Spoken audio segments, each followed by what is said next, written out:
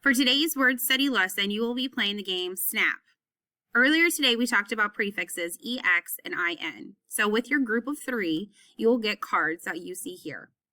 At the same time, all 3 players will flip their cards so that it is face up, revealing a word that has one of those prefixes in it of EX or IN.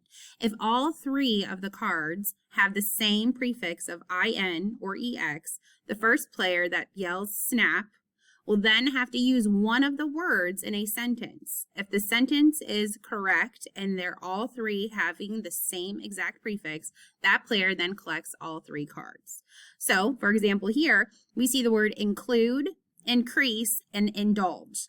All 3 of those have the same prefix of IN. So, whoever would shout or say the word snap first would say snap, and then they would have to use one of these 3 words in a sentence aloud to the group.